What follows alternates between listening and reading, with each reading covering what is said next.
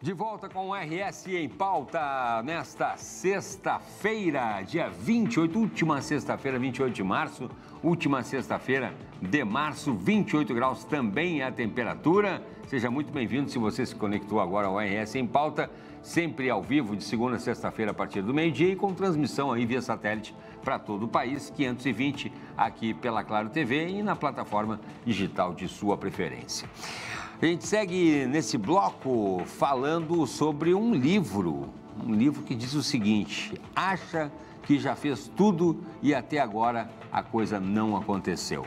Por que ainda não deu certo? É o nome do livro da escritora Ivete Camparini, que está aqui com a gente. Ivete, seja muito bem-vinda, obrigado pela participação. Eu que agradeço. Vamos lá, né? Eu acho que esse livro interessa 100% das pessoas, né? De uma maneira ou de outra, né? Vamos mostrar aqui, ó, eu gostei da capa, vamos mostrar aqui o livro para o Wagner.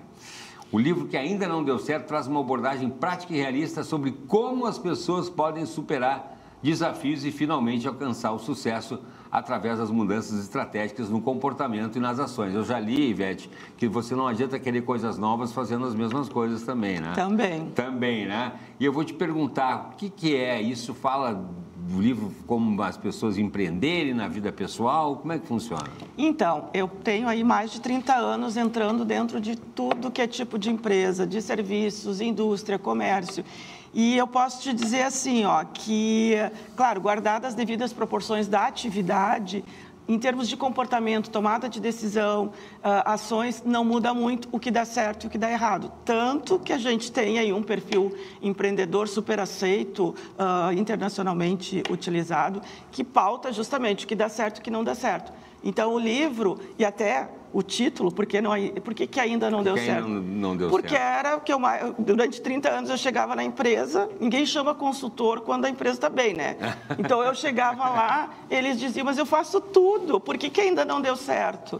Então, esse é o título do livro. De tanto ouvir isso, tu acabou colocando essa pergunta, eu estou tento não, aí eu respondo, né? Porque ainda não deu certo. Porque ainda não deu certo. E como é que o conteúdo é apresentado no livro? Então, tem uma frase muito legal que eu uso aí que eu trago dentro do livro, que diz que o técnico, ele sempre vai ser superado pelo louco inspirado. O que quer dizer isso? Que estratégia por estratégia não resolve. Ela, óbvio que tem que ter, mas a grande sacada, vamos dizer assim, com permissão da palavra, está na pessoa. Então, assim, muitas vezes eu chegava lá, deixava todo o esquema pronto, né, o diagnóstico, tudo que tinha que fazer. 15 dias depois eu voltava, mas é que eu sempre fiz assim, quando eu fui ver, eu achei que eu tinha que continuar fazendo. O meu sócio achou que não é legal, a minha esposa não quer. Então, assim, está muito na atitude de quem vai fazer. Entendi. Não adianta, não adianta eu ir no médico, pegar a receita e dar o remédio para o outro tomar. Eu não me curo, eu tenho que fazer a minha parte. Então, a primeira parte do livro, eu chamo de livro 1, é pessoas. E a segunda parte, que eu chamo de livro 2, é negócios. Por quê? Então, é uma preparação para que depois a gente entre na estratégia. E uma coisa bem interessante é que toda essa parte da parte de pessoas, eu utilizo conceitos da filosofia prática. Por quê? Porque se tu fala em espiritualidade, coisas assim, existe já um conceito, preconceito, a pessoa pode ser de uma outra religião, eu queria que a mensagem chegasse a todo mundo. Então, é utilizado como base a filosofia prática. E a gente também tem alguma questão impeditiva do sucesso, muitas vezes, que a gente tem um perfil no Brasil de empresas familiares também, Ivete, já deve ter pego isso bastante. E aí, quando você falava ali, mas o sócio não gostou, a minha esposa, não sei o quê, e a grande parte são familiares, as empresas aqui no país, fica aquela coisa, mas aí o meu pai já fazia assim, ou então, né, o meu irmão da família é assim, vamos botar alguém de fora para se meter. Empresa familiar é mais complicado ainda, porque, olha, para a pessoa conseguir separar as relações é muito difícil. Eu sempre chegava e dizia, se tu quer a saúde do negócio, separa. Embora que a gente saiba que as pessoas não são feitas em gavetas. Tudo bem, não são mas peças. assim, grandes empresas familiares, e até não vou citar aqui, mas grandes empresas familiares que deram certo fizeram isso. Sim, separaram as coisas. Os filhos primeiro foram trabalhar de empregado de uma outra empresa e realmente, se não separar, Tá difícil. Fica difícil, né? Aí para gerir o negócio e aí não vai, não sabe por quê. O que te levou, esses 30 anos, que te levou a escrever esse livro, de tanto ouvir ali? Por que não deu certo ainda, Ivete? O que te levou a escrever? É justamente isso, é essa ânsia de poder... em torno de 99% das empresas no Brasil hoje são pequenos negócios.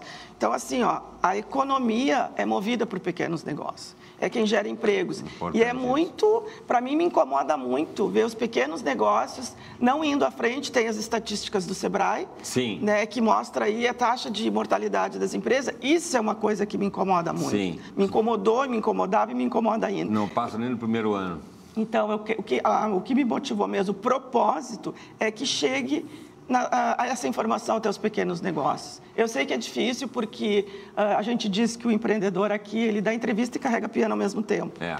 Mas, se tu não não olhar para a gestão, para a estratégia... A empresa de uma pessoa só, isso também vale... Equipe.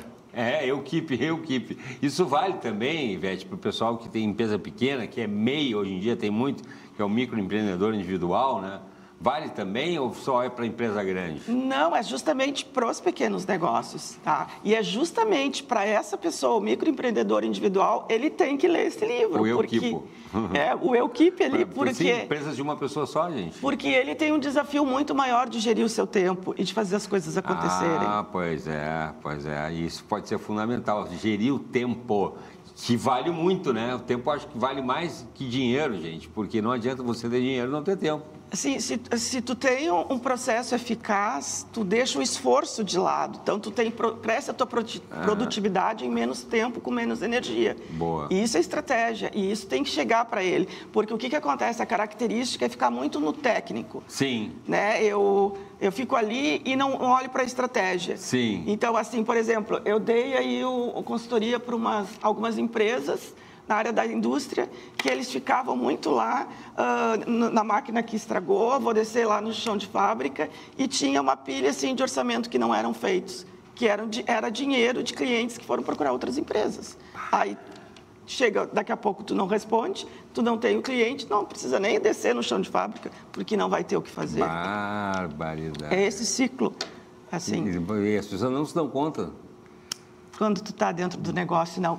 E impressionante que, às vezes, a pessoa... Não adianta dizer assim, mas ele não é da área da administração. Sim. Isso ajuda um pouco. Sim. Não cair tanto assim, mas também não faz muita diferença. Porque quando tu entra num negócio, normalmente é um sonho, entra muito da emoção. E aí não faz muita diferença. Olha só. E a gente viu ali que desde a pandemia, né, a questão de empreender...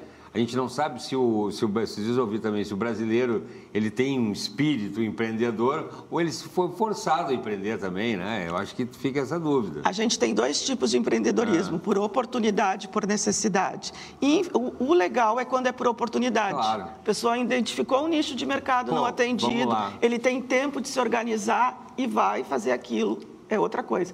Infelizmente, no Brasil, mais de 50%, eu acho que a última vez que eu olhei, é por necessidade. E aí é aquele... Deus nos acuda, né? Sim, é o cara que pega ali no mês seguinte, ele já tem que ter retorno. E a gente sabe que, não é no mínimo, assim, se der muito certo, em torno de um pouco menos de um ano, para tu ter retorno. Outra coisa, as pessoas também não têm muita paciência, né? Aí você falou do sonho, fiquei lembrando. A pessoa, quando idealiza, ela já se vê já no mês seguinte, com tudo resolvido. Muitas vezes tem um caminho, muitas não, né? A grande parte sempre vai ter um caminho ali. E às vezes a pessoa... Porque tem aquele perfil empreendedor, e às vezes o cara é tão empreendedor que ele já sai fazendo, ele bota a mão na massa. Claro que a gente tem aí as startups, que são negócios rápidos, mas tem toda uma estratégia por trás também. É rápido, mas tem todo... É muito bonitinho, a gente um nomezinho e tal, mas... Não é assim. Não é assim, não. A gente tem também a situação, né, do empresário que vai lá, que quer aumentar o seu negócio também, e muitas vezes esbarra na questão da economia. Também tem a ver, questão de juros, questão de estar atento ao mercado também como um todo.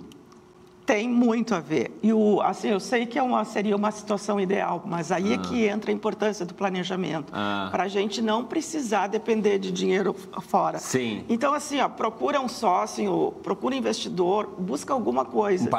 Um parceiro para tentar não entrar, ou adequa, né, o seu planejamento, o seu plano para aquela reserva ali. Em último caso, tentar entrar no financiamento bancário. Mas tem outra coisa ainda, não é só os juros. Para um microempreendedor, uma pequena empresa conseguir um financiamento, né, ter aprovação de um financiamento no banco, é bem difícil, porque normalmente ela não tem histórico. E aí pede garantia, e aí o sujeito já não para por aí. Se o negócio, a continuidade depender disso, ele já morreu na praia. Outra coisa, sem querer entrar na parte técnica, mas também separar o dinheiro pessoal do dinheiro da empresa, que a gente está falando de microempreendedor, que as coisas se misturam muito. O sujeito começa a usar aquele dinheiro ali para o dia a dia, ok, beleza, mas não organiza, é isso aqui para o dia a dia. E não reinveste no próprio negócio também, né? E aí fica aquela coisa misturada. Trabalha em casa. E ainda mais quando é uma pessoa, Na pandemia a gente viu, gente fazendo docinho, gente fazendo roupa, gente, enfim, né? E aí o pessoal não consegue, e aí não enxerga. Eu já vi colegas tuas falando assim, a pessoa não consegue enxergar onde está o dinheiro que ela gastou na empresa e o dinheiro o orçamento dela que ela gasta para ela no dia a dia. E vou te falar assim, isso é uma coisa que eu acho que é quase 100% dos pequenos negócios. É sempre, mas eu não consigo, é difícil, porque sou só eu, quando eu vejo, eu estou misturando. Eu já cheguei em pequena empresa e perguntar, mas como é que tu calcula o teu faturamento? Eu junto lá o que eu gastei no mês do supermercado, combustível, e lá mais ou menos aí eu tenho. Mais ou menos eu tenho, porque sobrou um pouquinho aqui. Mais ou menos não dá, né, gente? E não é assim, realmente, é como tu disse, se tu não reinveste numa empresa, aquela frase tu sempre fez do mesmo jeito, tu vai chegar sempre no mesmo resultado, já não é mais, porque se tu continuar fazendo do mesmo jeito, já ficou lá atrás. Já mudou. Então, não tem como. Empresário querer depender de sorte é difícil. Não é difícil. E isso aí é uma das práticas mais comuns dentro de uma empresa, é não separar as finanças. Outra coisa também, eu adoro esse assunto, eu podia ficar com a Ivete aqui todo dia falando sobre o livro, porque ainda não deu certo. Funcionário, empregado, né? Às vezes até concursado, funcionário público, que larga para empreender porque acha que vai cuidar do seu negócio, vai ter tempo, vai poder acordar a hora que quiser, não vai ter mais chefe, não vai ter patrão, e às vezes, quando vê, está trabalhando até final de semana. E aí, sabe, também cuidar com esses né? Uma coisa, outra coisa, né? Não significa que, ao contrário, que você vai ter o seu negócio, que você vai ter aquele sonho de eu me mando, eu não tenho chefe, eu posso trabalhar a hora que eu quero e tal, e quando vê também a coisa não anda. Eu costumo dizer que a gente troca um chefe por milhões, porque os clientes passam a ser o nosso chefe. Boa! Sim, eles são teus chefes, são eles que vão continuar comprando, manter a tua empresa ou não. E tem uma coisa bem interessante que eu quero aproveitar para falar, porque é o meu segundo livro que eu estou escrevendo, que é sobre ESG. Tá. Então, assim, ESG tem aquele tripé lá, né, que é governança, sustentabilidade e meio ambiente, né, pessoas e meio ambiente. E isso é uma coisa que a maioria dos pequenos negócios acha que não pode fazer. E é um assunto super pertinente, porque a gente que está aqui no Rio Grande do Sul, que passou pela enchente, não precisa nem dizer como sustentabilidade e meio ambiente são assuntos importantes, né? E o pequeno negócio, acho que não é para ele, porque tem que gastar muito dinheiro e isso e aquilo. Então, esse segundo livro também, ele desmistifica esses assuntos nos pequenos negócios, trazendo várias práticas, boas práticas que podem ser feitas e, às vezes, além de não precisar investir, retorna como economia, como, por exemplo, fazer uma campanha para os funcionários, desligar a luz. Sim. Isso não custa nada para ele. E ainda traz economia. Então, esse segundo livro fala sobre essas questões para pequenos negócios. Já está sendo escrito? Já está sendo escrito. Quando é que vai sair?